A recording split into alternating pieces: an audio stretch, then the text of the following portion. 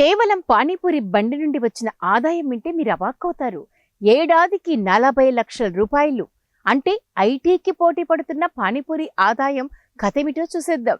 నిండు చిన్ని బుగ్గలతో ఉన్న పూరిపై చటక్కున కొడితే పటక్కున లోపలికెళ్ళి తీయ తీయగా పుల్లటి ద్రవంతో నిండి 2 వేళ్లతో ఇలా పట్టుకుని ఇలా నోట్లో పెట్టుకుంటే ఉంటుంది. వారే వా, ఇది కదా జన్మ అంటే అన్నంత సంతృప్తిని ఇచ్చే పానీపూరి అంటే ఇష్టపడని భారతీయుడు ఉండడు అంటే అతిశయోక్తి కాదు కదా.